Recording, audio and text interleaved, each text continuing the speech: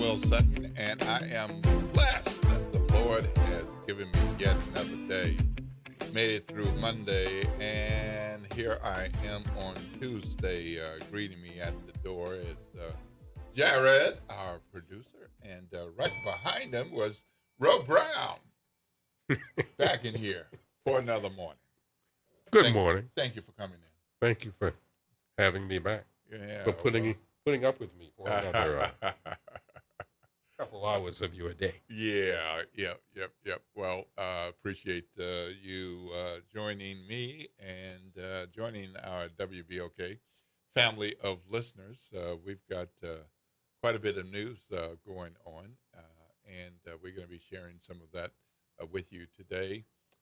We will be hearing from Victor Sims a little bit later on, so we'll get into our heads a bit. I haven't talked to Victor in a while. Yeah. So Victor is somebody I probably need to talk to. Absolutely. I have a few people I'd like to put on this list. I'm not sure they would go, but you could put me on it, okay? And I think I would go. Yeah. Well, I think it's important that we take care of our health, all kinds of health, and that includes mental health. And, of course, that's why we have Victor Sims on to give us some things to think about, and in some cases, some things to do. So we'll be hearing from him in a bit.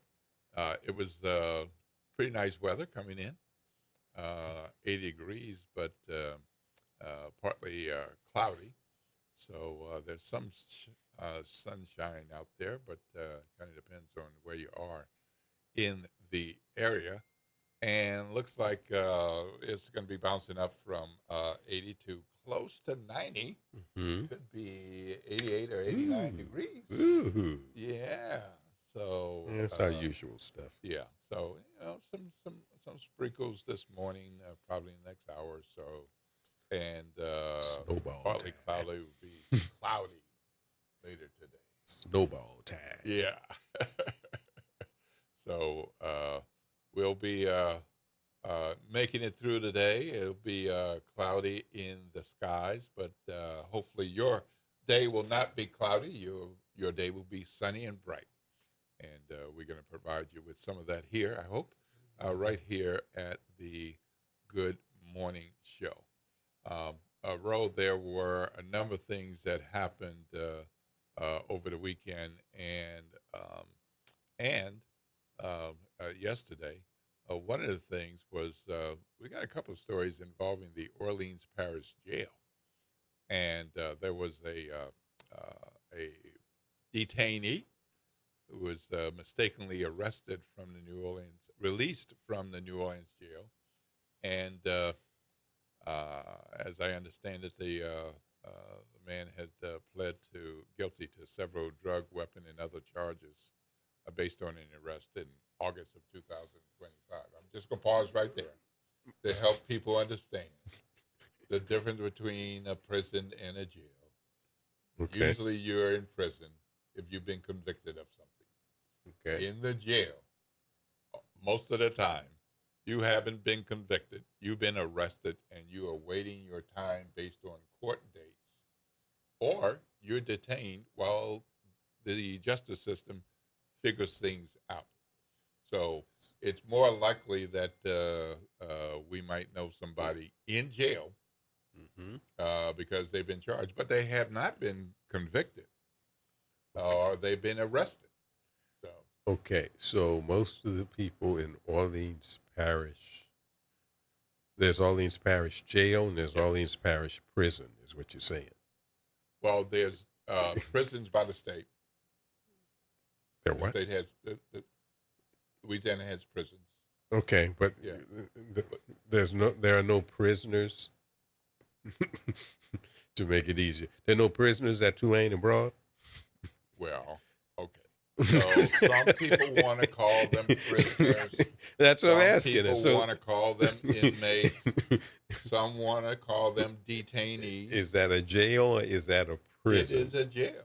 Okay, it's not a prison. Angola is a prison. Angola is a That's prison. what you're saying. That is what I'm saying. Okay. Yeah. Orleans Parish, Jail. although we say Orleans Parish prison, It's a jail. it's a jail. It is a jail. Okay. That's what I'm trying Yeah. to clear up for people. Okay. Yeah. All right. Okay. So there are there's this young man, Seth Butler, was released May 30th. Mistakenly. Mistakenly so. Okay. Yeah. Mistakenly so. And but he is back in custody as of Monday, as of yesterday, according to the Orleans Parish Sheriff's Office. So this was more than a week went by before the Sheriff's Office realized that this had happened. They were informed by the Office of Juvenile Justice that a detainer had been placed on Butler in February, preventing his potential release from jail. This is the second Yes. such case. Yes. Yes. Second such case since we got a new sheriff. Yes. Okay. Yeah. And so Butler was on juvenile probation when he was arrested as an adult in 2025. So he's been in the juvenile part of the system probation, and then as an adult. So the young man is 18, but he is back in custody, and the Orleans Parish folks are looking at what happened and figuring out what has been going on, so they can limit or eliminate all of this kind of thing. Okay. So there was that that happened yesterday. A new development with him coming into custody. Meanwhile, there were some of the people who were escaped last May in the big jailbreak that got so much attention, not just locally, but nationally and even internationally, because the video was quite a thing to see, with 10 men running out of the jail. Well, 4 of them are back in custody now. So these 4 were part of that jailbreak. They've been returned to the facility. And this is a case where how many people are there makes a difference, because these folks were, when they were captured, they were sent to Angola. Not really clear whether they've been at Angola the entire time, or Angola and other locations, but they escaped from the jail, and then they were captured one by one, and they were transferred to Louisiana State Penitentiary at Angola, often referred to as Angola. Angola is actually the place. Louisiana State Penitentiary is the name, and they were transferred back to New Orleans because of bed capacity shortages, wherever they were, and issues related to travel back and forth to Orleans Parish. So, in other words, if they were wherever they were, and you have to cover and protect them and get them to Orleans at a specific place at a specific time, and then, of course, you got to feed them, and then you got to feed the people who are making sure they don't get away again, and then you got to count in the time to get back, and then there might be a court action that has them coming in the next day or in a week, and then you got that with multiple people. And then you have, meanwhile, wherever they were bed capacity shortages. So maybe same bed wasn't available. So the decision was made that Orleans Parish have to take them back. Hmm.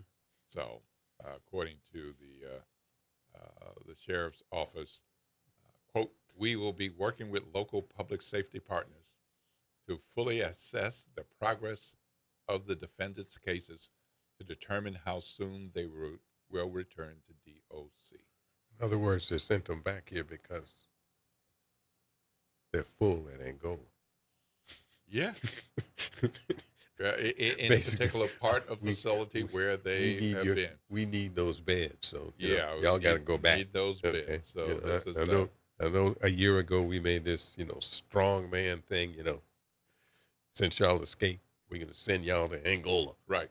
And so now, yeah, Now we need these beds. Y'all need to go back. we're sending y'all back home. So Okay. I'm just the checking. names of these folks, Yeah. you might remember: Corey Boyd, DeKeenan Dennis, Kendall Miles, Gary Price.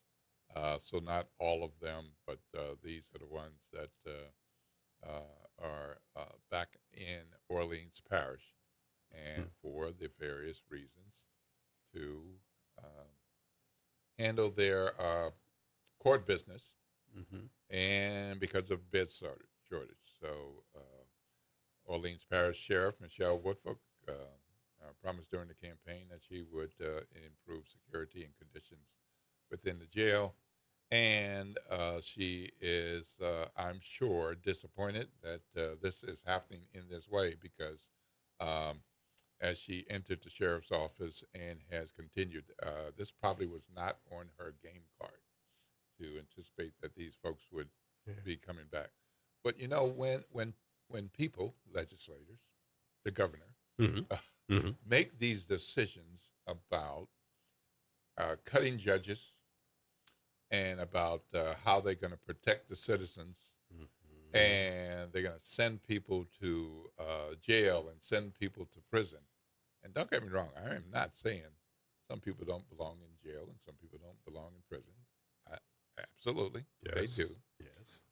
But when they make decisions like this without thinking through the impact, then this kind of thing is going to happen. And there's cost associated with each of these individuals. So they may have a bed, they may have a space, but they have to be fed. And if any of them are eligible for education that they want to take a part of, that has to be handled. Yeah. And if any of them need medications, the cost of that kind of thing goes up. So there's one cost for someone to be housed in the parish jail, but any other thing that they need, that adds additional costs. Yeah. Like medication. Yeah. And so it makes a difference. It makes a difference if a young man or a young woman takes no medication, one medication, 4 medications, or must see this particular kind of counselor at least this number of times a week or a month. Yeah. A psychiatrist versus a counselor, or in addition to. All of these are cost factors when we look at having things like this develop. So it puts judges in a bit of a bind because they're trying to go through the judicial process and make sure that people get fair trials and fair hearings, and that they're fair to the prosecution and the defense. But they have to do it according to a calendar that fits because it's not hearing just one case. They've got to handle all of those. And then folks like Sheriff Woodfolk, it's like, well, what are you doing to me? And it's like, well, you have to take them. Well, I didn't ask for them. Well, you have to take them. Yeah. And so there's costs that she has to eat, her team has to eat. And these are the kinds of things that happen when we are making decisions without thinking them through. Yeah. Without thinking them And if any of the 10 guys who were sent to Angola, the 10 guys who escaped a year ago, and that's been a year ago now. Wow. Yeah, last Yeah, May. yeah, and escape, and they're up at Angola. When it's time for them to return to court, you got to put them in a van, Absolutely. and you got to drive from Angola Yep. to here. Yep. And you got to drive them back. And you're not going to drive them with just the driver. Yeah, exactly. Yeah, they got to go back and forth. Over the past year, how many times have they had to do that? Yeah. You know, I don't know. Good question. I mean, but obviously that's a part of what somebody was looking at and saying, we can't handle this. Not only do we not have a bed, but we don't have enough people. We don't have enough staff time to have these people going back and forth. But all that's important is that the president was able to use New Orleans as an example of how they're cleaning up these cities. How we had the safest Mardi Gras in years. Yes. To New Orleanians, Mardi Gras is always safe. We had the safest one in years. But, I digress, as we say. Indeed. Well, so there's some of our Orleans Parish jail news of the day. We've got some other things we want to hit on, and we're going to be moving into a break soon. Before we do, I want to take note that on NOLA.com today, there's a story about a man a number of you all may know. He is the new LSUNO marching band director, Eddie Williams. So Eddie's been around the music scene for a while in New Orleans, and he was band director at St. Aug, my alma mater, the Marching 100, and he was band director at West Jefferson High School as well. At St. Aug, he had a program that has a long history and been long-standing. At West Jeff, he essentially had to create a band because there were about 10, 12 people in the band. Well, at LSUNO, they're making the transition. There are no marching band members. Yeah. So yeah, he has to say, do you play trumpet? Yeah. How well do you play trumpet? I need a trombonist. Yeah. Oh, Yeah. do you also play trombone? How well do you play? Okay. Well, maybe you. Yeah. Shouldn't have too much trouble with drummers. No, you never do. Yeah. But they have to play to his standard. So and I'm sure there are kids already on campus. Right. Who played in the already band? Who played in their high school bands. Yeah.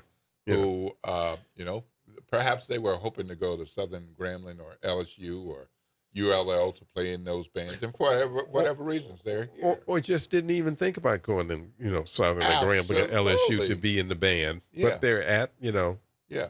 LSU New Orleans. I guess I gotta get accustomed to saying that again. But they're there. That's where they are in school. And if they had a band, they probably would might be in the band. Yeah. It's always been they had a band before. They had a marching band before. Milton Bush was the director. And I'm talking about 50 years ago. 45, 50 years ago. Yeah. Because he was a band director at Kennedy when it opened. And I think he was also director of the New Orleans Summer Pops. And so they had a small marching band. It was always ironic in New Orleans that we are a music place, but our colleges, it was always a running joke every year in sports circles, at the quarterback club.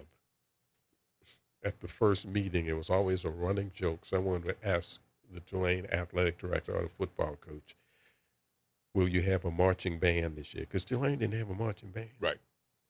Until almost several years ago. They didn't have a marching band at all. Now they have a good band. Yeah, they didn't have one, okay? And they used to have one. A guy named John Morrissey was the director, I remember. He used to write a lot of stuff, compose. And for a long time, they didn't have one. And so, And it kind of harkens back to what I talked about yesterday. It's a marketing tool. It is a marketing tool, When I absolutely. talked about HBCUs, Yeah, that sometimes, yeah. like I said yesterday, and I stand by that. I'm afraid that to a lot of people, HBCU means marching band. you know, But but is that's it a another thing. But part it of the is a curiosity, the interest, and the decision? exactly, exactly. I mean, I've worked at three higher ed institutions, and I've never, I don't remember being there without some kid saying, "Well, why did you come here?" Sometimes it's because family member. Hmm. Sometimes because my counselor suggested it might be a good idea. Hmm. A number of times it's like, well, you're all the way at Grambling State University from Los Angeles? Yeah, Why is that? Well, I saw on the them band. in the band play and I wanted to be a part of this band. I was like, well, didn't you see the band over here in LA and this one and this one? I wanted to be a part of that band. And it's like, so they'd rather leave big time LA, go to Grambling or go to Southern. Yep. Yeah. I So, saw a first time, in 1984. Southern played in Detroit at Tiger Stadium. Southern played Tennessee State, and of course the bands were there. And at one point, the game, the crowd just started running, started running at one point, and what happened? Something. I thought something had happened. mhm. It was all these high school kids who were there, and Southern's band struck up Dougie Fresh. Boom, boom, boom, boom, boom, boom, boom, boom, boom, and they went crazy. Okay, Yeah, and they just, yeah, they yeah. hadn't really seen it before. Right, They, right. they hadn't seen it before, and yeah, Yeah. that's exactly what you're talking about. Well, congratulations to Eddie Williams, and good luck on that. That's quite a task to take on from scratch. Yeah. We're going to go to break, and I wonder what some of you all think about what's happened with these folks being returned to the Orleans Parish Jail and the mistaken release, and then he's been returned to jail. Our sheriff has promised changes, and she is making a lot of changes fast already. But I think one of the things that comes with the job is some of this stuff just happens, Yeah. no matter who's on duty. But I don't know. That's what I think. What do you all think? Ro Brown, what is the talk line number? You know the number, but I'll say it anyway. Write it down: 504 582 9422. This is WBOK 1230 AM. What New Orleans is talking about all day long.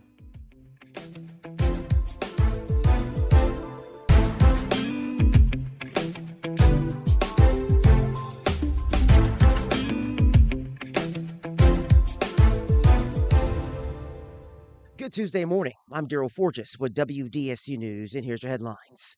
A mistakenly released New Orleans inmate is back behind bars.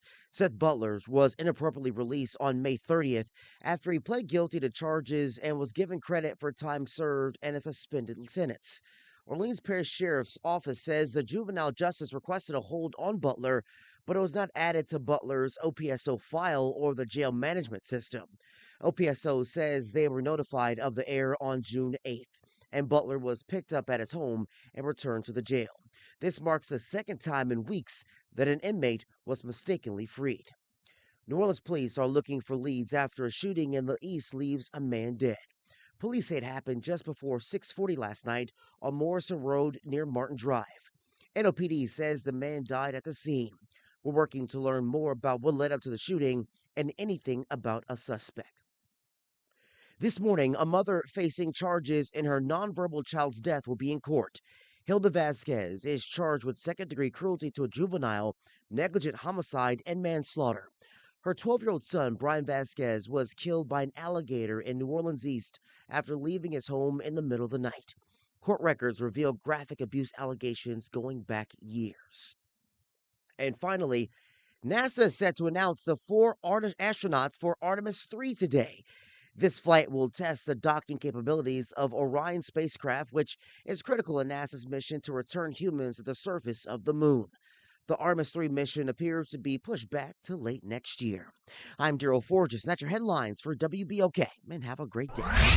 Hey, this is Dave Poston. Be sure to listen to WBOK 1230 a.m. every Saturday morning at 10 a.m. and Sunday evening at 5 p.m., bringing you the best Southern Soul barroom music with the Southern Soul Weekend Party Mix, hosted by me, of course. I'll be playing your favorite Southern Soul music by artists from all over the South, right here on WBOK 1230 a.m. or online at WBOK1230.com. The station you listen to longer. Listen to longer. Listen to longer. Climate Hope NOLA presents this month's climate keyword, adaptation. Climate adaptation means preparing our communities for stronger storms, hotter days, flooding, and rising water. That means planting trees, restoring wetlands, protecting homes, and helping families recover stronger after disasters. In New Orleans, resilience is part of who we are and how we survive. Learn more, stay informed, and take action with Climate Hope NOLA. Visit Team Hope NOLA on Instagram to learn more. This is The Law in Your Legacy. I'm attorney Pete Hamilton. I'm attorney Ryan Hamilton. If you had $1 million, would you leave it to an 18-year-old? Hopefully not, but that's exactly what can happen with a simple will. The money goes straight to your kids when they hit the legal age, no guardrails. A trust lets you control when and how they receive their inheritance. You can set ages, milestones, or even make sure they finish school first. Give them security, not a spending spree. This is not legal advice. That's just a tip brought to you by Liberty Bank and Trust. For more information, go to libertybank.net or contact us at 504-915-5016. Well, Saints of God, this is Pastor David Impartan Sr. coming to you over the airways of WBOK, your favorite host of Change Your Water, Change Your Mind. I want to invite you to our show every Saturday from 1 o'clock to 2 o'clock p.m. That's Change Your Water, Change Your Mind. I want you to invite your family and friends to a broadcast that's designed to change your life, the way you think, the way you act, and what you eat. We want you to tune in every Saturday at 1 o'clock, WBOK, 1230 a.m. See you on Saturday. This is your news update for WBOK from WDSU. For all your news and weather, watch WDSU News, New Orleans' leader in live, local, late-breaking news. Today at noon and 4 p.m. Decreasing clouds throughout the day, highs 87 to 93, feeling like the mid to upper 90s. A few spotty storms are possible in the afternoon, only looking at a 20% chance. Dry tonight with lows 70 to 77 degrees. Hot the rest of the week with highs in the upper 80s to low 90s, feeling like the upper 90s, possibly 100 by Friday. From the WDSU First Warning Weather Center, I'm Raven Reese. Good morning, wake up. The Good Morning Show. Good morning. On WBOK.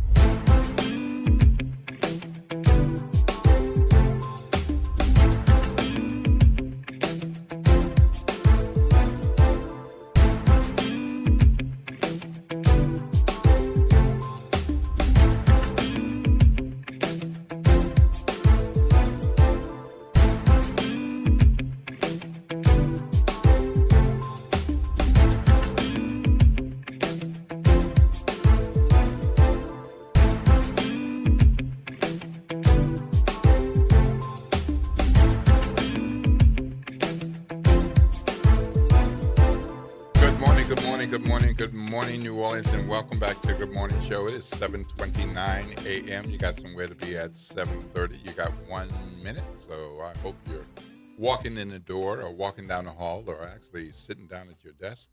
Perhaps you have your coffee, your tea, or, if you're like a boss I had, your Diet Pepsi. Mm-hmm. First thing in the morning, you got to drink 3, and then throughout the day, you got to drink 6, 8 more. It was crazy. It's like, dude, what are you doing? Diet. At some point, you just don't bring it up every day or even every week. It's like, this is what the man does. Woo. Like, Woo. Whoa.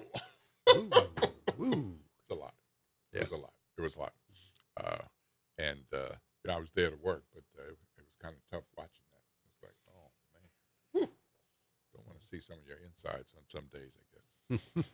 But look, Ro, we don't have a school day, but we got summer camp. And so there are bunches of kids on their way to summer camp now. And, of course, during the school year, I like to tell you all to be safe and let those kids get to school and drive safely. Well, drive safely today. Mm-hmm. One of the things about this time of year is the 20-mile-per-hour school zone speed limits are not in effect. But that doesn't mean we shouldn't be watching out for the kids playing in the neighborhoods, playing on our streets, and playing in our driveways. And, of course, getting out at one North location or another, or over there in Jefferson Parish, St. Bernard. Watch out for them. Make sure that they can get to their day camp safely. All right. Well, we've got alligators in the news. Yeah. A couple of different kinds of alligator situations. And one of them involves a missing swimmer at maybe a drowning victim. And the search went on yesterday. It was reported on Sunday, continued on Monday, stopped for the day, and is scheduled to continue today. This is over by Lake Terrace, Lake Oaks neighborhoods along Lakeshore Drive. I'm sure a number of you know exactly where that is, where that stretch is, because some of you, like me, like just driving along Lakeshore Drive, occasionally parking, getting out, watching the sun go down, watching the sun go up, or watching the people, or maybe eating some crawfish. Just watching the water. Yeah, absolutely. So very popular place for those who do that kind of thing as a part of our living in New Orleans. Well, there's a report from WDSU, and let's hear that report, and then we'll get back and talk about this. A crazy story from Louisiana State Police. A man gets attacked by an alligator after allegedly trying to escape from a DWI traffic stop. This all started Sunday afternoon when a reckless vehicle was spotted along I-10 near Bonneville, hitting a concrete barrier and then blowing out a tire. It was later spotted going south on I-310 and was stopped. Well, troopers said the driver, 40-year-old Victor Ravas, appeared to be impaired. And that's when they say he started to run and then jumped off the interstate into the swamp below. But that is not all. Troopers say that he was seen again along Airline Highway and jumped into the swamp again, this time in St. Charles Parish, where he was attacked by an alligator, injuring both of his arms. And y'all, after all that, he still tried to run away. He was eventually captured and taken into custody and is now facing several charges. Okay, so that was the alligator story. That was the other one. Yeah, this was the alligator story where the guy was stopped for DWI, was being pursued for DWI, and he decided to get out the car and not make a run for it, to make a swim for it. Jumped off of I-310 into the swamp. Swimming away. Yeah. From St. Charles. That's St. Charles Parish. They would take away. Yeah. St. Charles swimming Parish. away. Yeah. Because of, DWI and was attacked by an alligator. Yeah. Now, the thing to me is that, how do you survive an alligator attack in water? Does the alligator just swim away after biting? Because they said he had injuries on his arms. Yeah, I don't know. Well, if he had injuries on his arms, I hope they're able to save his arm. Well, they said that, they captured him and said, yeah, he obviously had, like he was attacked by an alligator. They didn't say he lost any arms. Well, that's what they said. But I've never been attacked by me alligator, either. But still, crocodile or otherwise. But I can't. How do you I fight can imagine that hurt. Yeah, exactly. I imagine that hurt. Exactly.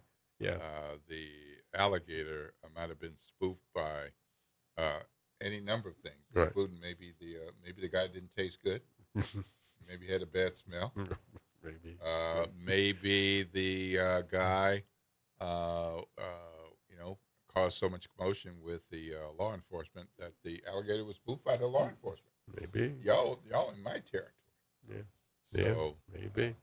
But that's not the alligator story we were talking about. In the no, beginning. it wasn't. The one in Yeah. Lake Pontchartrain where gentlemen jumped in, gentlemen, more than one. They were swimming across one of the canals that connects, that goes into Lake Pontchartrain. Right. Lake Shore Drive, swimming across, and one had trouble continuing to swim and went under, and they couldn't rescue him. And so since Sunday, they've been To follow a search on Lake Pontchartrain for a missing swimmer, which police say has now turned into a rescue mission. And the search began yesterday after reports of a drowning, and officials tell us that they have suspended the search for the day today. WDSU reporter Ella is live on Lakeshore Drive, explaining more about the operation, Ella, and the complications, including alligators that were found in the search area. As you guys mentioned, they have concluded the search for today, but the NOPD dive team plans to continue the recovery mission tomorrow along the shore here in the Lake Oaks, Lake Terrace neighborhood. Police say this all started when two people were swimming. One person went under the water and never resurfaced. It's a recovery effort at this point, yes. An extensive search is underway to find a missing swimmer. The NOPD dive team responding to Lakeshore Drive following a call around 3:20 Sunday afternoon. They're employing drone, dragging, and sonar technology. We did pick up several targets from the sonar, but they were determined to be large debris. So we're going to continue to use that equipment, and hopefully we'll find the swimmer. I wanted to make sure everything was on first before we did. St. Charles and Jefferson Parish crews also assisting with the mission. Rescue crews running into some obstacles during their operations. That includes alligator sightings, as we saw one during Sunday's search efforts. That and less than ideal weather conditions led to the search being paused Sunday night. Sometimes at night those water conditions are turned and the current will change. And of course, we had a large alligator sighting, at least about 15-foot alligator that was spotted. So we had to temporarily suspend, and also do the daylight that we were working, that we were running out of daylight. Crews plan to continue the recovery mission as long as conditions are safe, but police are urging people to avoid the dangerous waters. It might look calm to the eye, but undercurrents do exist, and we really would suggest that our residents or visitors coming here don't swim in the lake. Don't swim. Police say they don't have information on the missing swimmer's age, but that he does have an out-of-town address. Don't swim in the lake. Don't swim in the lake. That's been true for decades, but people continue to swim in the lake. Yeah. They continue to dive in the lake. Yeah. They continue to boat on the lake and not from the boat launch area. Mm-hmm. I love the lake. I love that part. Yeah, of the lake. I love other parts of the lake. I terrific. love that part of the lake as well. Terrific. But I don't know much about any of this stuff, so I mean, I'm sure that people out there who could correct me on this, but I was always under the impression that alligators didn't like salt water. Something like that. That's why we never think a lot about alligators in the lake. Yeah. You know, and the only time that we think about it is that when they open the spillway, and some might get into there, but still, I don't think there's any body of water around here that you probably should swim in. That's a good point. No, That's a good point. You know Yeah. what I mean? I mean, that's, to me, I mean, you see in Jefferson Parish in those canals, I see alligators in those canals, West stuff. Esplanade and all other that. stuff. I Yeah. wouldn't want to be swimming for. Other stuff. Yeah, absolutely. Well, let's go to the talk line. Good morning, Aaron. I won't ask. Aaron, we're going with Will Sutton and Ro Brown. How are you, sir? Hello? Are you there? Going once. Going twice. Are you there? Suppose not. Good morning. Next line. Okay. Good morning. Okay, we've got a couple of people coming in. Good morning, Ryan. You're on with Will Sutton and Ro Brown. How are you, sir? What happened to Aaron? I don't know. It wasn't there when we tried to pick up. What are you calling about? What you need? Well, excuse me, sir. I'm sorry. I was just curious. No. I mean, so what do you call it? Well, there are safe places to swim in the lake. There's certain, because there's areas, inlets and stuff, like, for instance, Lincoln Beach. Also, don't swim in the lake if you're not an expert swimmer. That's for sure. I'm not going to try to swim across the river like Mao, because I'm not crazy.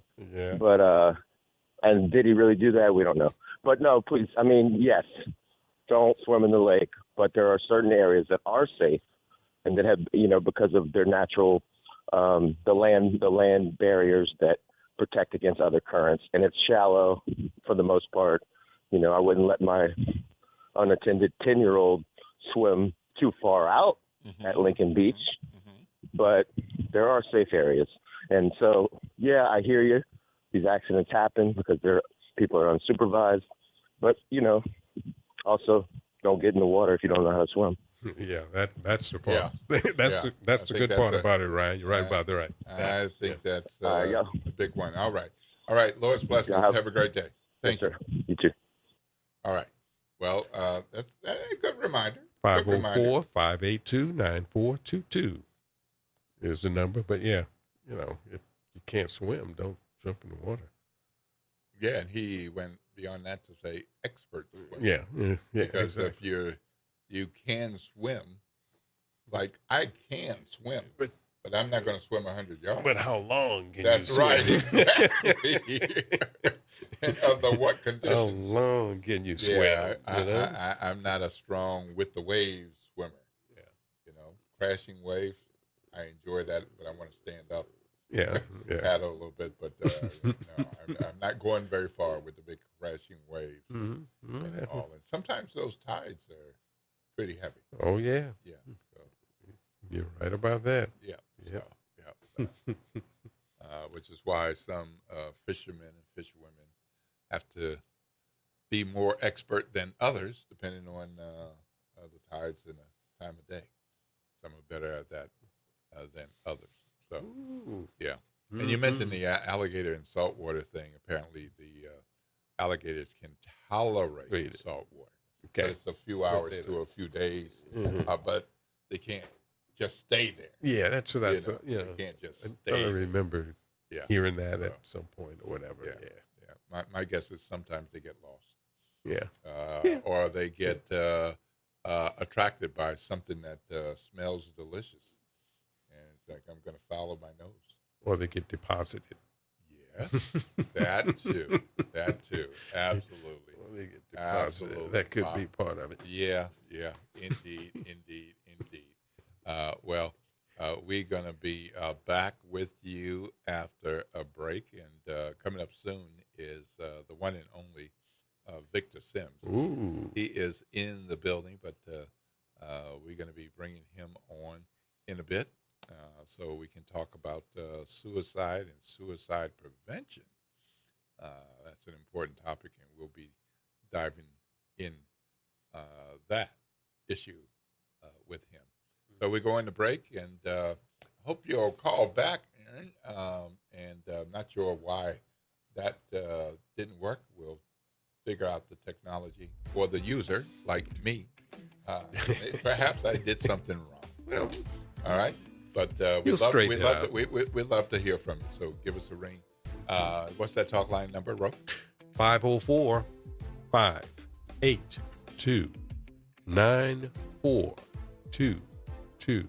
That's 504-582-9422. This is WBOK 1230 AM. What New Orleans is talking about all day long.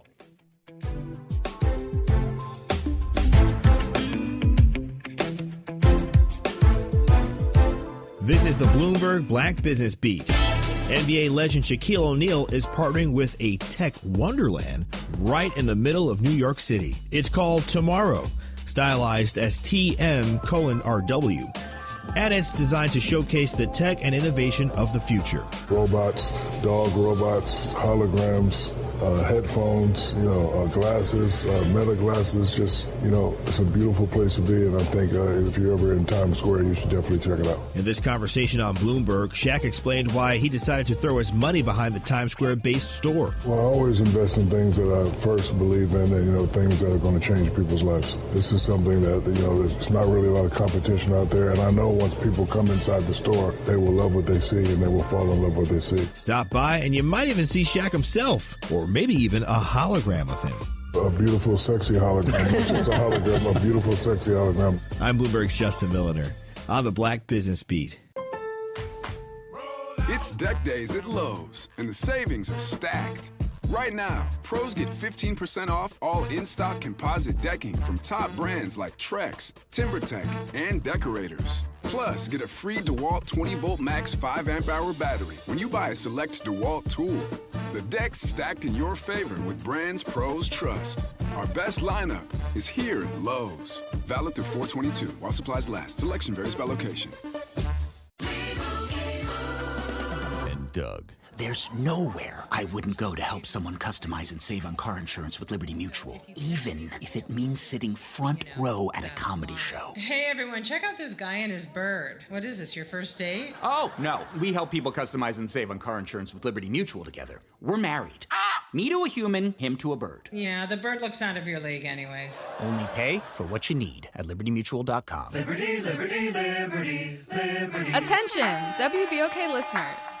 Are you a fan of the station and want to show your support and style? Well, we've got some exciting news for you. Introducing the official WBOK merchandise, the perfect way to wear your love for the station. Whether you're a longtime listener or a new fan, we've got something for everyone. Head to WBOK1230.com now and grab your WBOK gear before it's gone. When you buy WBOK merch, you're not just getting quality items, you're supporting the station you love. Life has a way of shifting priorities, changing needs, and pivoting plans. Home Bank is there for all of them. Their bankers partner with you for every step along the way, from understanding your needs to celebrating your success. Home Bank is invested in the vibrant spirit of our community and in you. So partner with them. Stop on by any banking center in the greater New Orleans area or visit home24bank.com to get started today. Good for business, good for life. Home Bank, a member of the FDIC. The Ron Kelly Show. Real talk, bold truth. Tune in for your weekly dose of unapologetic conversations that don't dodge the truth or dilute the message. Stay informed on the issues that matter most on The Ron Kelly Show. Every Monday at 7 p.m. on WBOK 1230 a.m. Good morning, wake up. The Good Morning Show. Good morning. On WBOK.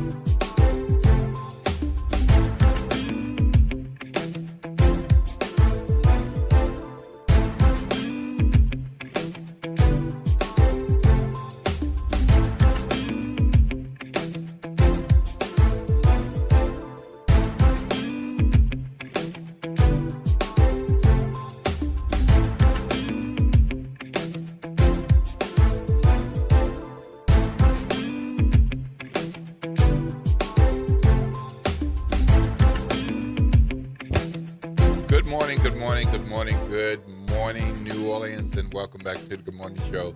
It's 7:49 a.m. I'm Will Sutton. I'm here with Ro Brown. Good morning. We've got the NBA Finals going on, and the New York Knicks been on a heck of a winning streak. Just incredible, remarkable. You have to be a Knicks fan to appreciate what they have done. Things changed last night, and we'll get to that in a moment. But here's a interview that Jamel Hill did with House Minority Leader Hakeem Jeffries just a few hours before the game. Why does this guy always have to ruin a good thing? One of the major storylines that has developed outside of the game but related to the game is the fact that Donald Trump will be coming to Game 3 of the NBA Finals. Why did you think it was not a good idea for him to come to Game 3? Like, the Knicks are on a historic run. The city of New York is in a frenzy. It brings everybody together. To your point about politics, people set that aside and are working, toward just rooting on this amazing team. But there's no more divisive figure in the country than Donald Trump. And when he injects himself in the middle of something, it's like a hand grenade exploding in the middle of a joyful party. And that's exactly what has happened. And then, as you mentioned, it's creating, a change in scenery, a change in the celebrations that were otherwise going to take place in terms of some of the watch parties, in and around Madison Square Garden. Well, that was a few hours before the game. He didn't say exactly how it might affect the game, but clearly he and a number of other folks thought it was not a good idea for the incumbent president to go to the NBA Finals. And if I'm not wrong, I don't think it's been a normal thing for presidents to go to the NBA Finals. But, other big events, certainly. But, of course, it's in New York. Yeah. My question, how long did he stay? Usually, I guess we'll find out today. Somebody will say. Because, a lot of times he goes to these events and he only stays long enough to be introduced or to be seen, and then he leaves. He did that when the national championship game was played here in the Superdome. However, he knew that would be a, receptive audience. According to some reports, he was there for either the entire game or most of the game, leaving after 11:30. So. Okay, but I mean that's pretty unusual. Yeah, and I did see some video of him walking downstairs with the owner, with Dolan, the owner of the Knicks. I don't know if it was halftime or what, but he was in a suite, and kudos to ABC and ESPN that they didn't show him a lot. Yeah. Which they shouldn't have. Even if it's, but previous presidents, I know for a fact because I've heard him say it. George W. Bush, Barack Obama, and people like that. I've heard them say that. They would like to have gone, but they knew that it would, kind of cause trouble. Yeah, it's trouble as far as for everybody else. Because of the security and all, and they didn't go to some events because of that. He doesn't strike me as someone who would think about how much trouble it would cause for everybody else in New York City. He got booed. That's not his thought. Okay? He got booed. If you'd ask him this morning, I bet you he'd tell you that he wasn't booed. Okay. No, really, You're probably right. No, he would. It's like how he counted at the inauguration. Yeah, exactly. Yeah. Like exact same thing. Yeah. But something did change. Something was different last night with Donald Trump there and the game result. My daughter Amanda said that. She said before the game, said, "Oh, Nick's going to lose now because Donald Trump is there." But as it turned out, and the Knicks did lose 115 to 111. They fell to the San Antonio Spurs in Game 3 of the NBA Finals of the series, best of 7 series. That's the first team to win 4 games. The Knicks lead 2-1 now. Game 4 will be played tomorrow, once again at Madison Square Garden in New York. Victor Wembanyama led, of course, the 7'5" phenom, 22 years old from France. Led the Spurs with, what he had, 32, I think? Let's see, can't remember. Yeah, I think Victor, he had 32 points. 32 points and 8 rebounds. And it was another good game, another close game, 115, 111, and back and forth affair. And Game 4. Tomorrow night at the Garden. Yeah. So a lot of people were counting on that to be the championship winning Knicks night. Well, not winning, but because they'd have to win. They still had to win one more. They got to win 4. If they won last night, it would have been 3. Yeah, they were counting on that when they went up 1, then when they went up 2, that they would sweep them, it would be a and sweep. that they would win the championship in New York. Exactly. Right. Yeah. Well, and that ain't going to happen now. Well, it could happen, Well, yeah, because it could happen. Might not want to stretch it out. Yeah. I mean, it could happen because after tomorrow, Game 6 would be in New York if you went to a Game 6. Yeah. So, that'd be interesting to see what happens with All right, we got a call. Good morning, Reverend Calhoun. You're on with Will Sutton and Ro Brown. Good morning. Good morning. Good morning. It seems to me like old Droopy Don had to go somewhere to rest his eyes. You saw that, huh? There was video. Yeah, he had to get a little. Yeah, I don't know. That girl might not let him, rest at home or something. But did you see the video at the game, Rev, of him sleeping? I saw some of it. Yeah. Of him sleeping. Yeah, they did show that where he had his little eyes closed for a little while. Yeah. Yeah, like you said, they didn't keep too much attention on him. I guess because after the boos started so bad when he came. Well. I don't understand why them people booing the president like that. I just don't understand things. Listen to you. He decided to insert himself in there. Right. And it's just amazing that this was the 13th game they would have won, and that 13 is his birthday, and they lost. I wonder why stuff like that happens. I hear you. But to look at where it's going to be, I do think the Spurs is going to come back. So you think they're winning? They're going to win tomorrow night? I believe so. Okay. Woo! And that will even it up at 2 games apiece, and they head back to San Antonio for Game 5. Well, all that hype about where they play at, I don't know. It looked like the first 2 games were played in San Antonio, and the Knicks won. Mm-hmm. True. The first game played in New York, and the Spurs won. True. Mm-hmm. So home field advantage, I mean, what? Yeah. It's in most cases the home team wins, but you're right. But and I think you're on to something there because that certainly is often the case during some regular season play. But when you get into the playoffs, these are your best teams, and it's like I don't care where I play, I'm going to win. Yeah. In 1999, the last time the Knicks were in the finals, they played the Spurs, and the Spurs beat the Knicks in 6 games. In the 6th and deciding game, jump shot from the corner by Avery Johnson of New Orleans was the game-winning points. That was in Madison Square Garden. That was in New York. But from saying that was in New York. My point is the Spurs won the championship on the Knicks' home floor. So that happens. Well, that to me when the Cavaliers, when LeBron and the Cavaliers beat the Warriors, they won the championship in San Francisco, in Oakland. They were playing in Oakland then. Yeah. Yep. Well, it's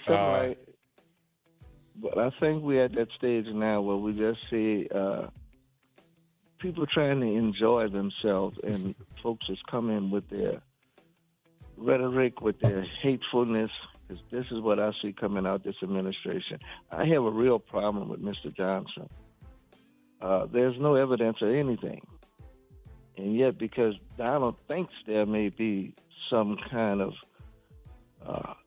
problem, they go along with it. Yeah. I don't understand. I just really truthfully, I don't understand how these people can just sit there and go along with stuff this man says, knowing that this man is a pathological liar. You're right. I don't get it. Yep. Anyway. All right. Well, thanks for calling. He got his rest last night. Evidently, he couldn't get it at home. He had to come to the game to get some rest. Listen to you. Get off the phone. Yeah, bye-bye. I see you've been reading Solomon. All right. Lord's blessings, Reverend Calhoun. Have a blessed day. Yeah, you do this. All right, folks. Well, this was the first loss for the Knicks in 46 days. Yeah. a long time, Ooh, people. It's a long time. Yeah. But a good stretch. 13 What a and one. good stretch. And most of those games, they won them going Yeah, away. I right, mean, right. they weren't always close games. All right, we're going to break, and when we come back, we are going to be talking to Victor Sims about suicide prevention. This is WBOK 1230 AM, what New Orleans is talking about all day long.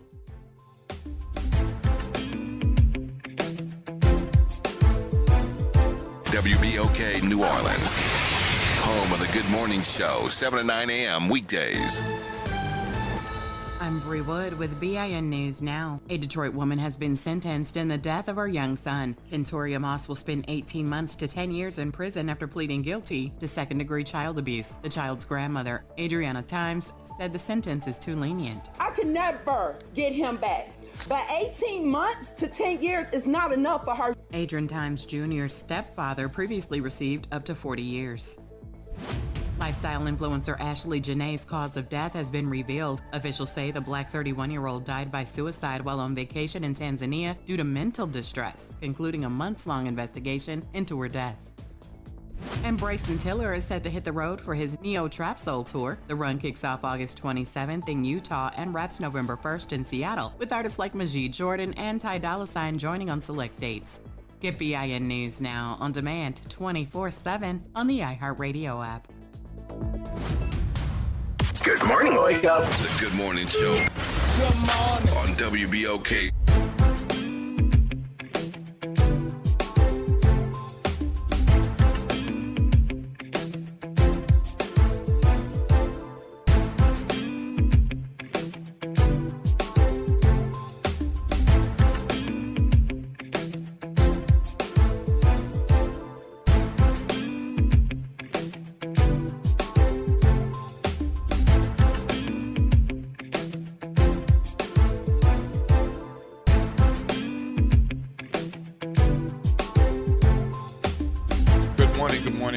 Good morning, New Orleans, and welcome back to the Good Morning Show. I'm Will Sutton with Ro Brown. It is 8:02 a.m., so if you got somewhere to be at 8:05, you got about 3 minutes, and 8:15, you got a little bit more time. But wherever you're going, you're getting in a vehicle of whatever kind, small, medium, large, or extra large.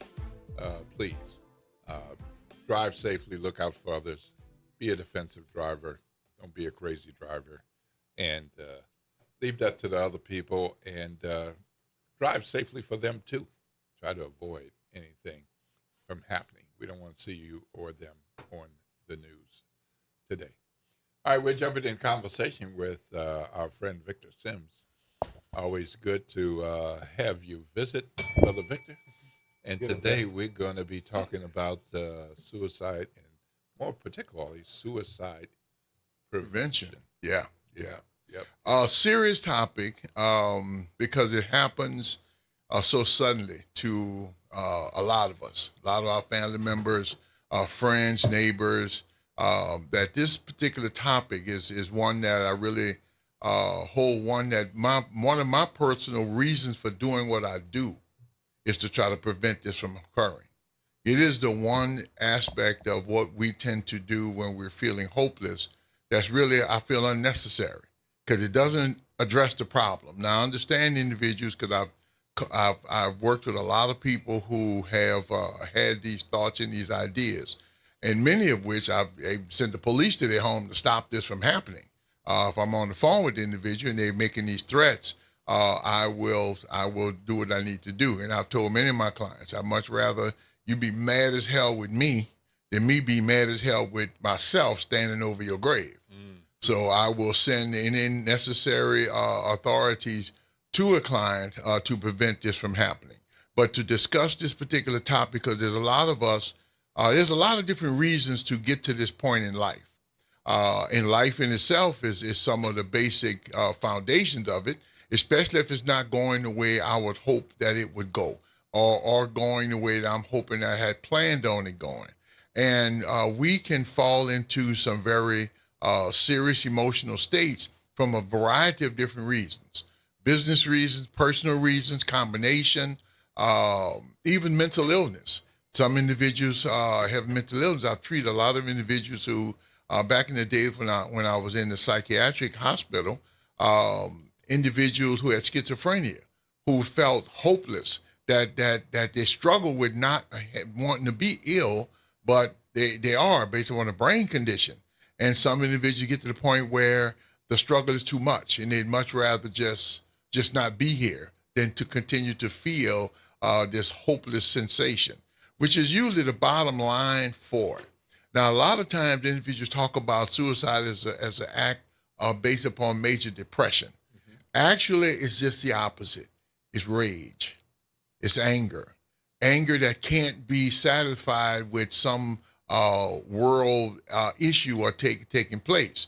And that anger is so intense that the individual just wants to stop feeling the pain. And the only way they can think about stop feeling the pain is to commit this particular act. So let me ask you about that. Yes. Because I definitely think about suicide being something that someone does to take their life when they're in such a depressed state mm-hmm. that they don't want to deal with it anymore. There are all kinds of phases of depression. Yes. And there are different kinds of other emotions, as you have talked about on this show mm-hmm. Before. And I hear you, it's rage. But how does the depression become rage? Or do people just jump to rage? Is it never depression as a factor? Well, depression is it. Sometimes we call depression anger turned inward. And the way I like to try to describe that is, if you're angry with someone, how much do you care about them eating? A depressed person doesn't really have changes in eating habits. How much do you care about them sleeping? A depressed person has difficulty with sleeping, either too much or not enough. How much do you care about them socializing, having a good time? You don't, So it is that massive amount of anger that's turned inside. And when it's turned inside, it feels as though there's nothing worthy of being here for. It's just all going to be just pain. Now, the problem with that concept is all problems are temporary. They're going to pass. Now, what they're going to look like once they pass, we don't know. Depending upon what we do in order to address them is what they're going to look like. But they're going to pass. And suicide is a permanent solution to a temporary problem. And that's why it's so egregious. Also, it doesn't stop the pain. It spreads it to other family members, to children, to spouses, to relatives, to friends. It just spreads it. It doesn't stop the pain. And if the individual utilizes those very same individuals by talking to them about their difficulties, their depressive issues, the thing that they're angry about, the thing that they're depressed about, they may find that they'll find a solution to it. Even if the solution sometimes is, I have to accept this situation that I really don't like. Mm-hmm. I need to accept it. I need to learn how to live with it. Okay, here's something that probably won't make sense to you, so I'm going to have to explain my question to you. It has to do with suicide. Junior Seau, Dave Durson, a couple other professional football players I think of have committed suicide. Yeah. They linked it to CTE. Yes. Chronic traumatic encephalopathy, brain disorder, from the hits in the head and that sort of thing. Right. I always thought, Victor, it was interesting that most of those people, when you think about suicide, you think that you've lost control. At least that's what we think. That's what I think. And I think what most of it's like a loss of control. But when these people committed suicide, they shot themselves in the chest. Yeah. Because they wanted their brain to be intact for people to study yes. CTA. Yes. that doesn't sound like loss of control. You know what I mean? It actually and that's a very specific. Will mentioned earlier. There's many different forms. That's a very specific one to those individuals who's had those traumatic brain injuries. But the traumatic brain injury, let's talk about the brain. The brain doesn't regurgitate itself. Right. Once brain cells are damaged, they're damaged. Yeah. If you take a sip of a hot cup of coffee and you burn your tongue, in a couple of days, the tongue regenerates. The brain doesn't do that. So once it's damaged, whatever functions are being inhibited just tend to grow in the amount of pain. So they don't feel as there's a way out, but they recognize what the cause was. And they want to spread that information to the rest of us, but the only way to do it is to examine your brain. Right. And the only way to do that is if you're no longer living. So they sacrifice themselves in an attempt to try to get the rest of us to understand what is going on. And also the pain that they go through, the physical and emotional difficulty they go through. Because prior to that act, other things have happened. They become moody. Life changes. Relationships are damaged. Until life has got miserable at that point in time based upon that traumatic brain injury. And these individuals have decided they just couldn't take it anymore, but they're going to try to do something for the rest of us. So the shot to the chest enables scientists to examine the brain to see the damage that can be caused. And because of that, those unfortunate losses, we have a better system now. Right. Yeah. That's a fact. That's a fact. What do you tell somebody? And I guess you can't do it in just a matter of minutes. You talked about talking to people. Yes. Or perhaps trying to talk people out of committing suicide. Yes. When you say talking to people, I mean, you're a professional at it. What should I do if I'm in that situation? I've got to add to this. This is exactly what I was thinking when I knew you were going to talk about this. Because I'm an educated, professional, black middle class guy, and there are a number of situations where I think I see suicide possibilities. Yeah. And I want to be helpful. I want to prevent. And so most of the time, I just want to be there for someone to listen, to talk with them. I may have suicide possibility in my head, but I don't want to say suicide. But I'm not a health professional. Yeah. And it's like, well, I'm me. I'm not Victor Sims. Gotcha. I may not know kind of what are the correct steps. What do I do? Having that conversation, talking to a person and getting them to talk to you is the most important aspect. The way I try to analogize it is like a tea kettle. Okay? Tea kettle's on the pot and it's boiling. When it gets to a pressure point, what happens? The top pops and the steam comes out. That's talking. You let the pressure off. The pain may still be there, but hopefully let the pressure off because the person has someone who actually sat and talked to them, who cared about them enough to give them time and effort and energy to hear their difficulty and their pain. And that a lot of times takes off the pressure. It doesn't stop the problems. But in that conversation, depending on what the problems are, we may be able to identify some methods of addressing the problem that the individual who's going through it did not think of before. Strong emotions, and we've talked about that in the past, strong emotion and thinking clearly don't exist together. I don't think the two even know each other exist. So if a person has a heightened state of strong emotion, of depression, of anger, their ability to process information and think about how to solve their problem is probably not there.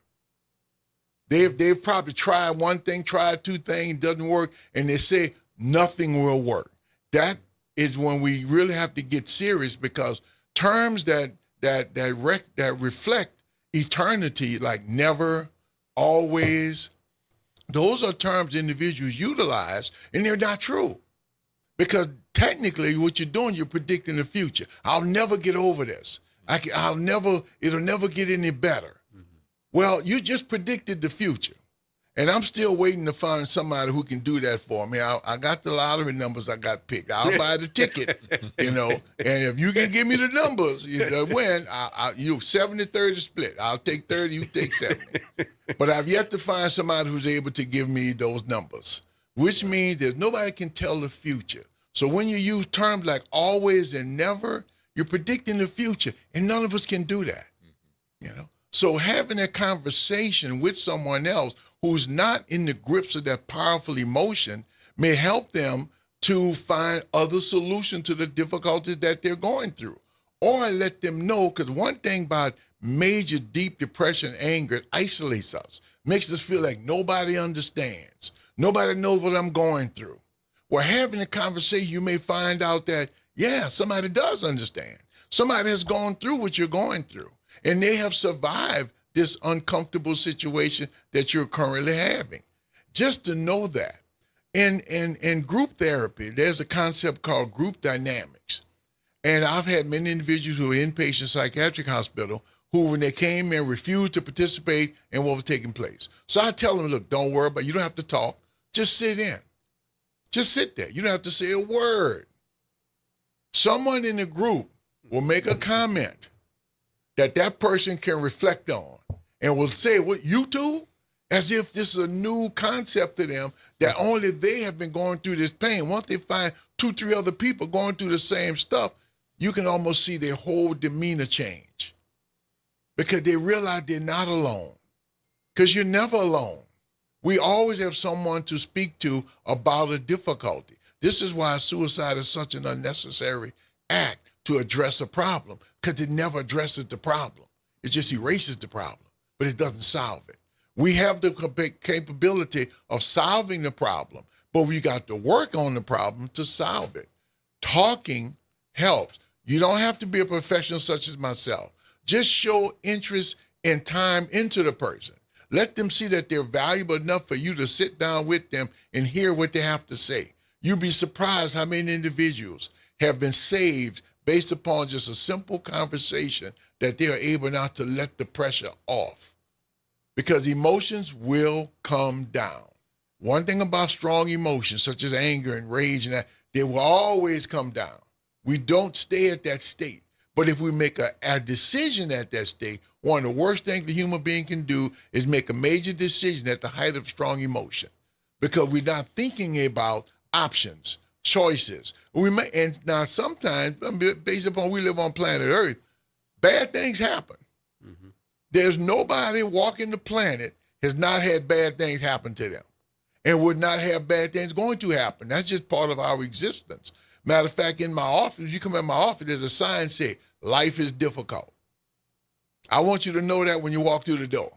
This is not a simple process, but it's very doable, very doable. Once we develop the skills. And one of the skills, talking about your difficulties, getting it out, not bottling up inside, to getting it out to friends, relatives, and we even professionals such as myself. Most hospitals who have a psych unit, you can call them at any point in time to have conversations. So is it okay for us to get to a point in a conversation like that to say, are you thinking about suicide? Are you, have you ever thought about suicide? Is that okay for us to say? Yes. Really? Very much so. Very much so. This is it is the secrecy that allows the negative thinking to grow. The keeping it locked inside of our heads. We human beings, we're not good at just being by ourselves and thinking about difficult things. I like to use this old movie as an example of what happened to human beings. Remember the old movie Castaway with Tom Hanks when he got locked on the island? Mm-hmm. What did he start doing after a while on the island? Remember Wilson? Yeah. Oh yeah. He turned Wilson into a person. Yeah. He was having full-fledged That's what our brains crave, interaction with other people. And if we don't have other people, we're now, our brains will do some things that we really would think is strange. But the brain is craving for that interaction. And if it doesn't have a challenge to your thoughts and your concepts, the ones that you're having now become real, because there's nothing to say, no, they're not true. Yeah. There was nobody there to let him know, look, man, that's a ball. Come on, talk to me, that's a ball. But his brain went there, and our brains would do that. So if we're left alone with our own auspices, and we're in the grip of the major depression or anger, bad idea. It's me being the simple-minded person that I am. Sounding like pop now. Come on. I mean, I kind of thought about this yesterday. Kind of what you're saying right now is that a lot of times people just need, and this isn't a bad thing, people want attention. Yeah. They just want somebody to acknowledge that they're there. Yeah. Sometimes, Yeah. And I thought about this yesterday because of what I did for more than, almost 45 years now. There are people who recognize me and I don't know them. Mm-hmm. And usually when that happens, like in a supermarket yesterday, people are shocked that I will, ask them, what's your name? They'll go, oh, you don't know me. I said, no, what's your name? You got a name. Okay. Yeah. You know mine. You know my name. What's your name? Okay. And I think it's taken, it's not that they're, thinking about committing suicide, but my point is that, it sounds like that's what you're talking about, that, people just like to be acknowledged. Yes. Sometimes. And they don't feel like anybody is, acknowledging them. And so they turn within and. Yeah. And bad things can happen. Yeah. And that's a human thing. Mm-hmm. If you're a human being walking the planet Earth, you have that desire to be recognized, to be known, to be valuable, to be important. Yeah. That I'm not just here taking up space and sucking up the air. Yeah, and we're not talking about the guy that went to the basketball game last night in New York. Not that kind of acknowledgement, but just people just want, that I'm here. People want to feel as though that they're valuable. Mm-hmm. And if you approach them to talk to them about it, or shall I say us, approach us to talk to us about almost anything, that's his sense of value. That's his sense of importance. Mm-hmm. Like I mentioned in that movie, when you all by yourself, there's no telling what kind of thoughts going to roll through there. Mm-hmm. And they become valid. They become real because there's nothing to challenge them. One thing about socialization, and one thing I'm going to say about modern times, our youngsters are in trouble. Our youngsters in their utilization of social media are not learning social interaction. Right. Appropriate social interaction. Appropriate social action, you get challenged by your peers. You get challenged by the people around you. Not real hardcore challenges, but you sort of perfect yourself to socialize with people by talking to people. Yeah. Well, now we're talking to machines and letting the machines talk to somebody for us. So the art of socialization is getting lost. And we see more and more of the issues that take place in high schools, fights and arguments over things that were posted, instead of people having a conversation with each other and expressing. There was a study done many years ago by CNN on 13-year-olds and their cell phones. And one of the things they found out was that there's one little fella, and they pulled up all his posts, and he was MFing and just vulgarity all over the place. Well, they brought the little fella in, clean shaven, clean cut, yes sir, yes ma'am, very polite. Mm-hmm. So they held up his post. Said, "This you?" All he did was just folded up. Yeah. See, when you can hide behind that anonymity, you now can let your demons out. Right. But when you're forced to face someone head on the conversation, you now become socially appropriate. So having socialization and talking allows a person to let out their pain, their difficulty, their suffering. And again, like the tea kettle, it let the pressure off. Or the water's still hot, but the pressure is off. Now we can try to solve the problem. Or accept that this particular thing I'm dealing with is now part of my reality. Okay. Well, thank you for coming in once again, Victor Sims. Really educational conversation. Always learn something when you come. And, this really has helped me. And I'm going to be using some of this and keeping this in mind. When you mention it's a permanent solution to a temporary problem, it's the permanent solution for that individual. Yeah. And you use the words always and never as, not good words to use because we can't predict the future. One of the things that have happened with people I know whose families have suffered from a loved one's suicide is that the always is that they always remember them and go into a grief on their birthday. Yeah. Or at Christmas, at Thanksgiving, because they're not there, on the anniversary of their death. Yes. And so they're constant reminders. And the never is, it never goes away. It lessens. You learn to live with it. You learn to live with it. It never goes away. No. And No. I don't think a lot of the people who do this think about that. Yeah. I mean, think about our city. Do we ever forget Katrina? Right. Yep. No. Nope. Well, before we go, I'd like to give some numbers that people Please can do. call if you're having some difficulty. Yes, please. Suicide prevention line. It's a simple number. 988 is a suicide prevention line.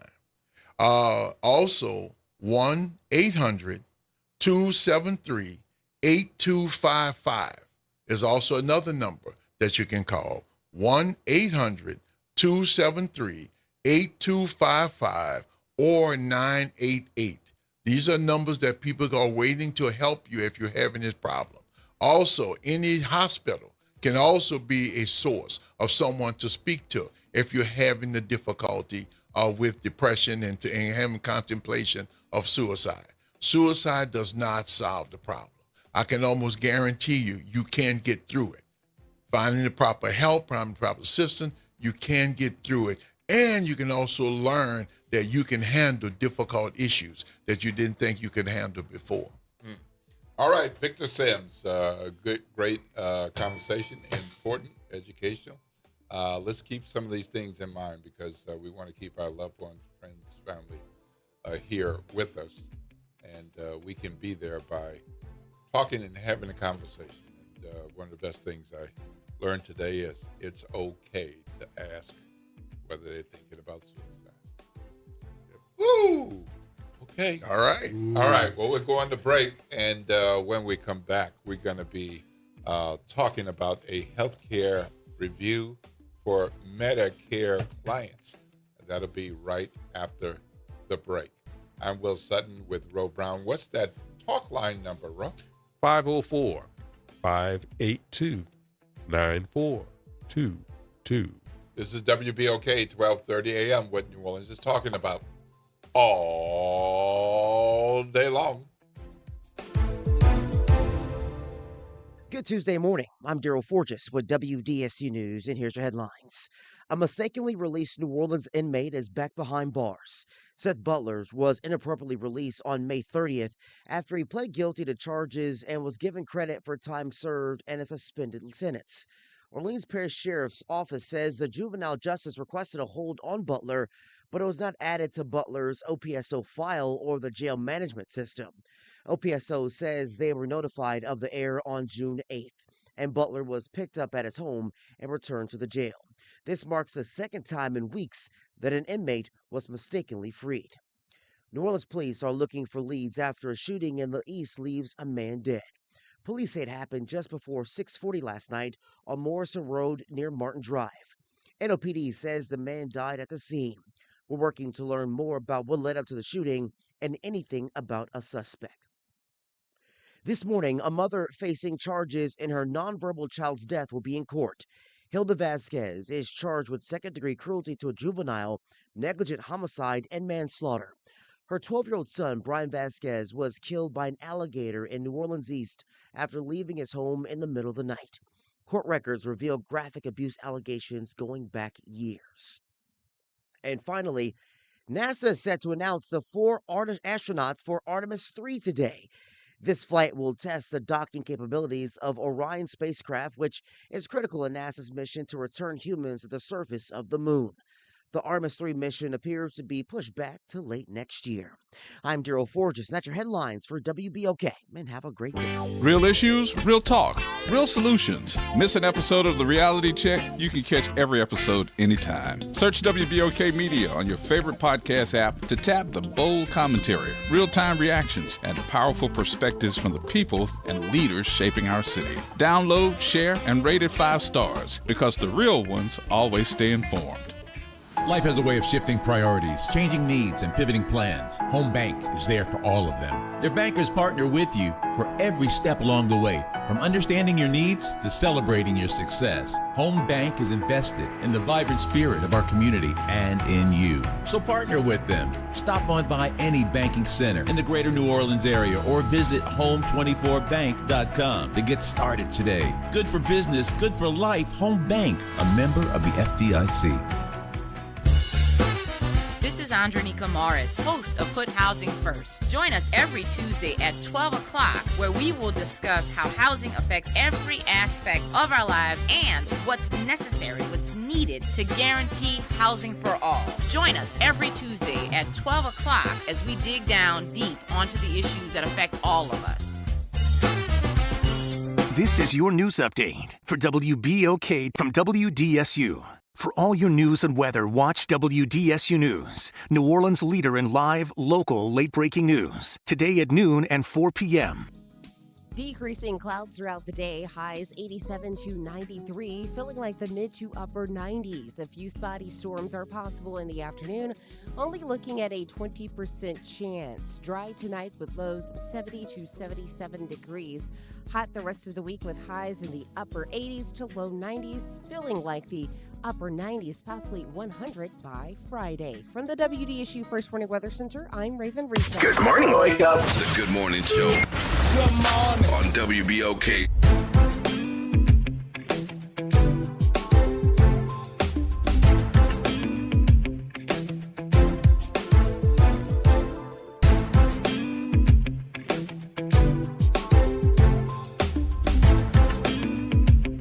Good morning, good morning, good morning, good morning, New Orleans, and welcome back to the Good Morning Show. I'm Will Sutton here with Ro Brown.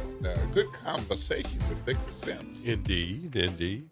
Made me a little bit more comfortable about the idea of possibilities for my role with prevention. How often does that happen to you, that you think about somebody might be contemplating?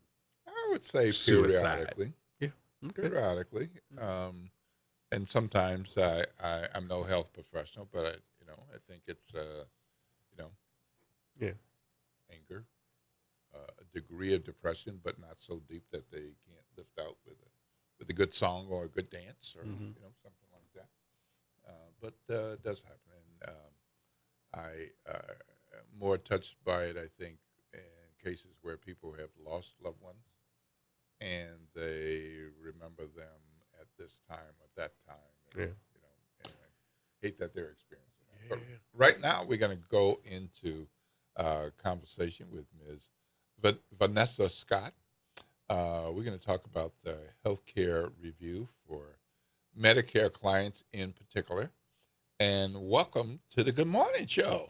Good morning. How you doing? I'm blessed. Good. Yes. Good. So where do we start with a healthcare review? And there's one that's going to be coming up. Let's start by talking about what does a healthcare review look like? Okay, so first of all, I'm Vanessa Scott, owner of BSG of Louisiana. And what we do one-on-ones with clients. We go over their plans, Medicare Advantage plans. We make sure that they're in the right plan, a plan that fits their needs. So what we do is we sit down, we go to them. So they don't have to leave home. All they have to do is call us. We go over the plans and we compare. We pull up different plans and we compare them to make sure that they're getting everything that they need. Okay. So what are some of the things you ask people to bring or to have available, or do you just sit down at their kitchen table or their dining room table or in their living room and just talk with them to get at what they have and what they don't have? Yes, what we ask for is a list of your doctors, your medications, so that we can put that in the system and find out what is the cost of it, So we do compare all those things. The doctors, for sure, is very important because my team, we never take a client and put them in a plan where that their doctor is not accepting that plan. We ask that you do not change to get a Medicare Advantage plan. Okay? So we thoroughly go through all these things. The medicines, we enter the medicines in the system.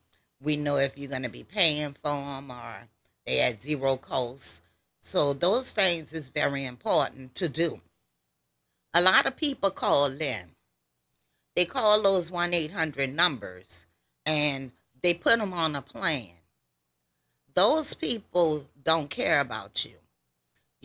They're not checking everything because I know they call me 50 times a day. So they out to make $1. We out to help the community, help those that need that help.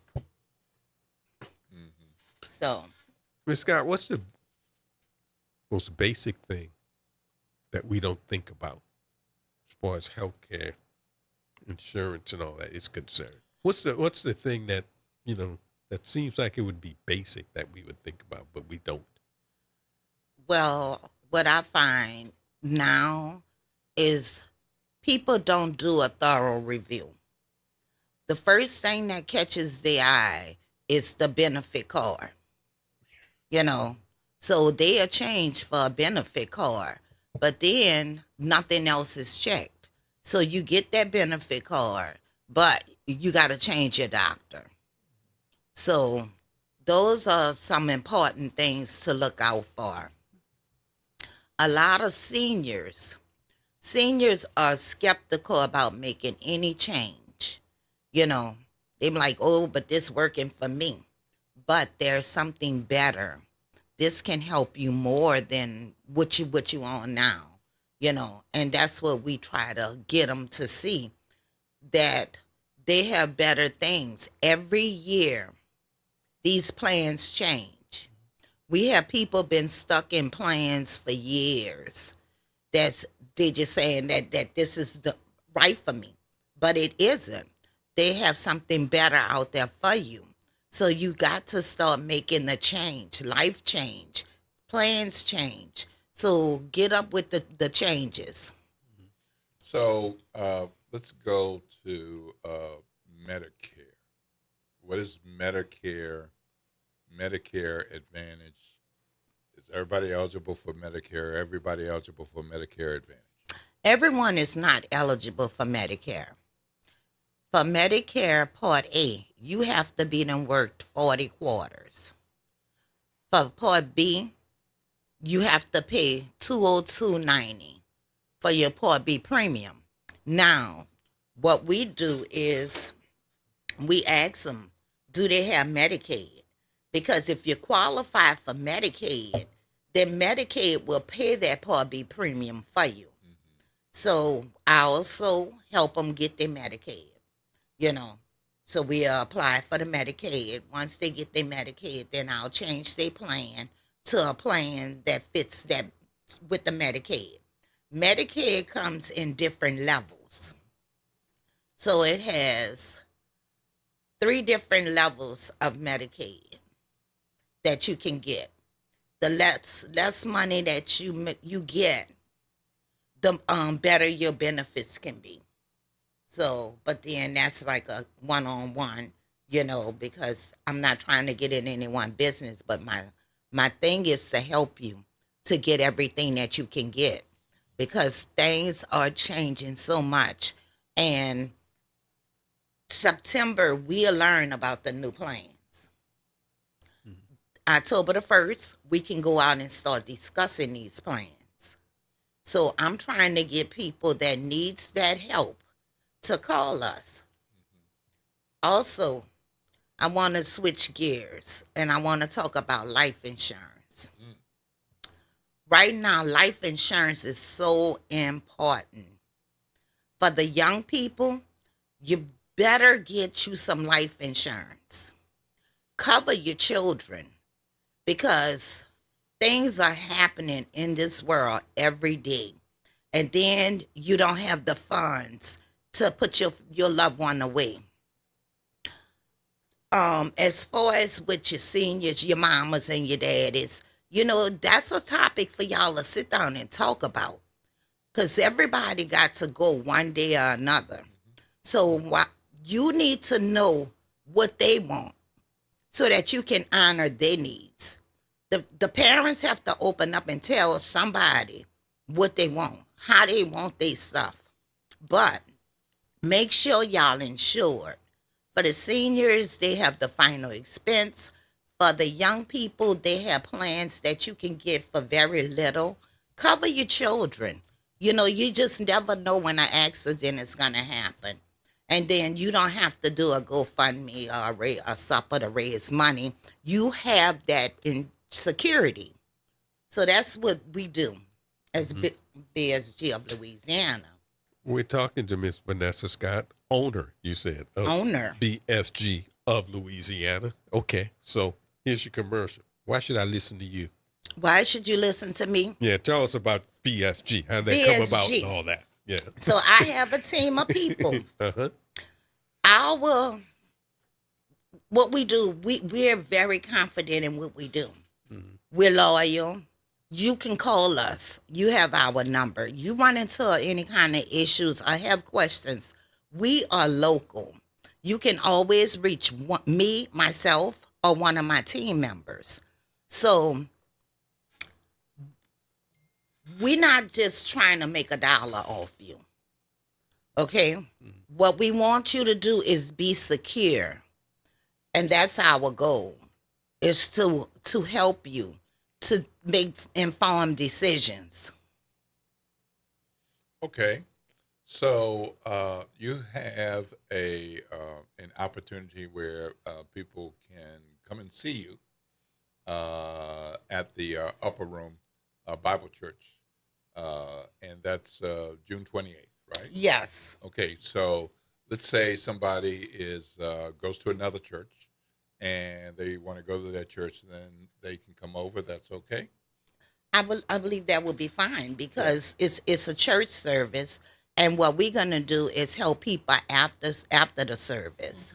We're going to be set up probably in a room, and just there to help you, to give you better understanding of what you have at that time. Right now, we have a special election period going on, so that you can make changes if needed. If not, what we do is take information. October the 1st, we start making phone calls to the clients, to let them know, look, this is what changed, that changed. So we're here to educate. Okay. All right. So at that after that church service, you'll be there to take on anyone who has questions. Do they have to sign up in advance, or they have to register, or just come? No, they could just come, but they can also text me, because if they can't make it, I'll come out to them. Right now, I don't have an office. I'm looking for an office. So I meet you where you want to be met. If you want to meet at a coffee shop, that's fine. You want me to come to your house, we do that. So I'm going to meet you at wherever you at right now. Okay. And for those people who want to find out more about the Healthcare Review coming up on June 28th at the Upper Room Bible Church. How can they find a way to touch base with you or find it online or on social media? Okay, so my phone number is 504-621-3687. My email address is bsgnola, Nola, at iCloud.com. Also, my website is bsgoflouisiana.com. So you can reach out to me and I'll get back with you. You know, if you can't make it for that date, then we can also schedule something different, another date that's convenient for you. Now, folks who might want to attend, come and see you on June 28th, do you want them to have paperwork and everything or just come and ask questions and talk to you? Okay, so if they come out on the 28th, it's best that you bring your doctor's names and all your medications. Because without that information, then we can't give you the whole truth about everything what you're going through. Okay? Yeah. And as far as with Medicaid, now I don't do Medicaid, but I help my clients. I got you. You know. If that's something they're eligible for, having taken care of, you can help them take care of that as a part of the Medicare review and moving them to where they need to be with a benefits plan. Correct. And I know that like a lot of people, they have been dropping that Part B. You drop your Part B, that means you have no medical insurance. So that's a way around dropping your Part B. You need to call Medicaid, because Medicaid do pay for your Part B if you under a certain income level. So a lot of people get scared. They call Social Security. Oh, no, I don't need that. But guess what? You get sick, those bills are your bills, you know, whereas you just have to research and go a little further. We help you through those times. So just reach out to us. It's going to be myself or one of the agents that's in my team that's going to follow up with you. Okay. Again, we're talking with Vanessa Scott. The Healthcare Review is Sunday, June 28th at the Upper Room Bible Church. That's 8600 Lake Forest Boulevard. Sunday, the 28th, Upper Room Bible Church. And she's giving you information about how you can reach out to her and what you need to do to get prepared for that visit, to make the best of that visit. Can you show up? Yes, you can. But it's going to be a better visit if you have some of the things that Ms. Scott has provided as a list of things to do. Your name of your doctor or doctors and your medicines is a good start. That's a start. And if you're on Medicaid, she can help you move to the next steps. And if you don't have Medicaid, and you might be eligible, she can help you do that as a part of moving on. Well, Medicaid, for the Medicaid, yes, I can. Right. For Medicare, everybody, when you're making 65, you know you have a 7-month period to apply for your Medicare, you know. But you have to make sure that you have earned those quarters. You have to be and work those 40 hour quarters. Yeah, absolutely. Yes. Absolutely. So. Okay. All right. Good. Also, life insurance. Yeah. So, if y'all need life insurance, and we all need life insurance, we also going to be there to help you through that.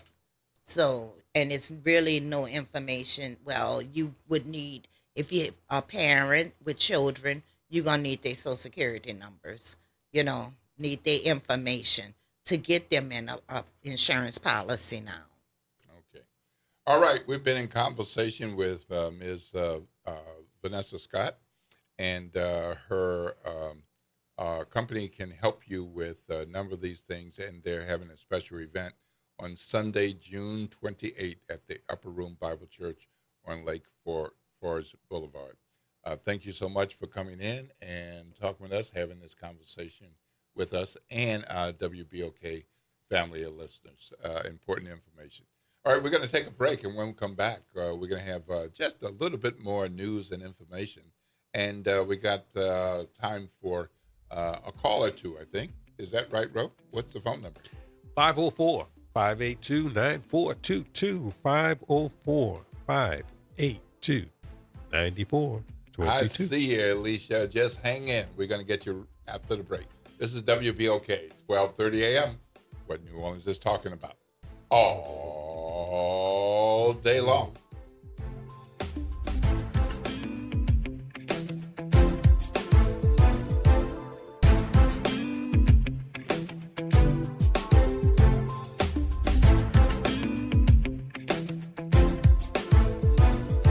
This is the Bloomberg Black Business Beat. NBA legend Shaquille O'Neal is partnering with a tech wonderland right in the middle of New York City. It's called Tomorrow, stylized as TM:RW.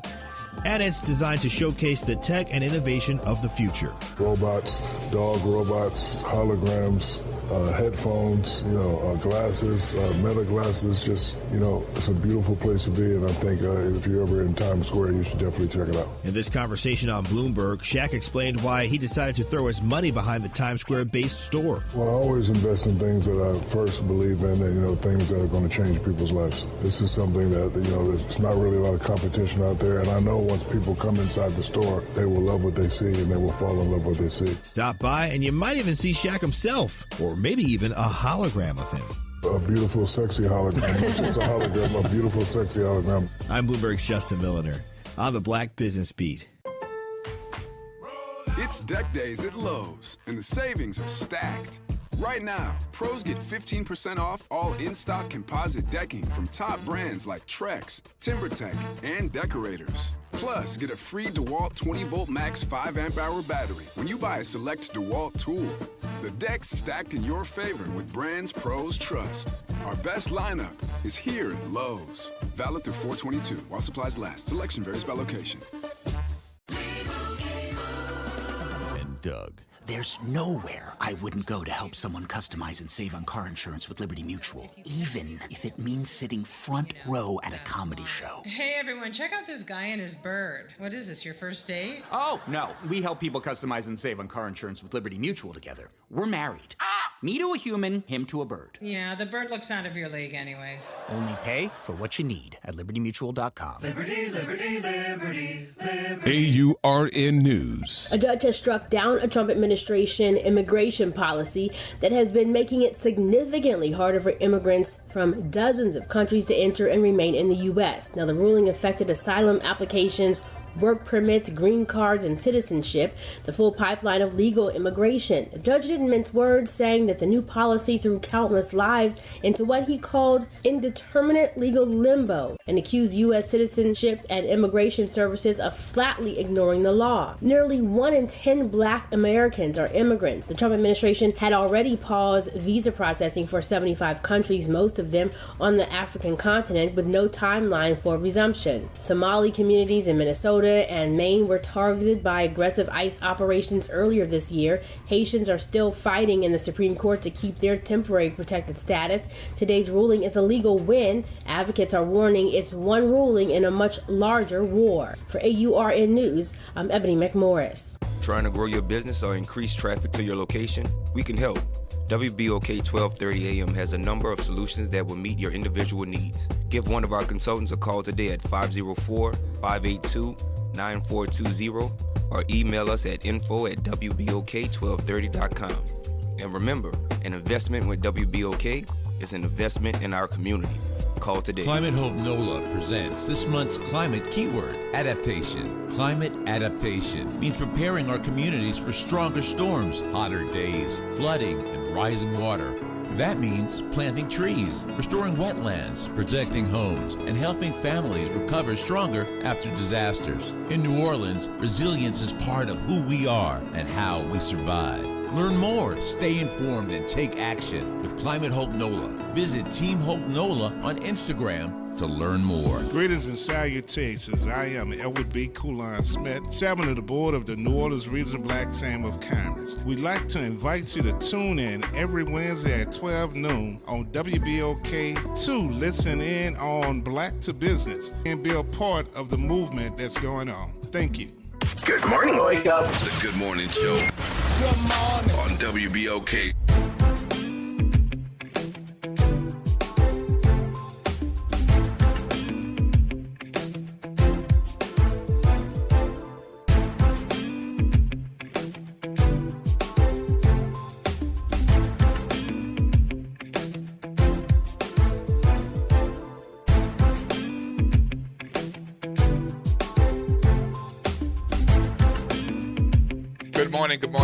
Good morning, New Orleans, and welcome back to the Good Morning Show.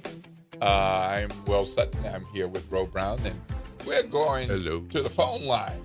Good morning, Alicia. You're on Will Sutton and Ro Brown. How are you? I'm good. I'm feeling like what Pop Jones was talking about yesterday. Hey, Pops and your first lady. But real quick, because I like these informationals, and Miss Scott is going to be at Upper Room on Sunday the 28th, you said? Yeah, Sunday the 28th. At what time? The service, I don't have that. I'm going to try to get that real quick. I'm going to try to get it real quick. Okay, for while we listen to you. For her informational. Mm-hmm. I like these information because a lot of people don't understand. Some people don't get full benefits at 65 years old. Yeah. I'm ticked off because I got to work 66 years. Well, not work, but I got to wait 66 years, 10 months to get full benefits. Mm-hmm. So I just wanted to know if you can get that information and announce with time on the 28th, because I'd love to go to those information. Yeah, well, what I see online real quick is 10:30 a.m. is the Sunday worship service. No. I thought she was doing a separate. Right, she is. And so I don't know what they're used to, but I'm going to guess an hour and a half later might be the time, because she's doing it as soon as the service is over. Whatever time that is. So, yeah. All right. Yeah. Okay, thank you so much. Y'all have a great day. All right. Lord's blessings. Have a great day. All right. Well, that's going to about wrap it up for us, Ro Brown. We're going to have to make room for the front porch with Graylin and Kimba and just a few. And, of course, we've got Tavis Smiley after that. And then we got the G-Man, Gerard Stevens, with the reality check. Before we go, what do you think about the Knicks and the Spurs? What's going to happen next? Well, I think the Spurs are going to win Game 4. Woo! And it'll go back to San Antonio, tied 2 games apiece. Going to make it really exciting. Mm-hmm. Okay. Yep.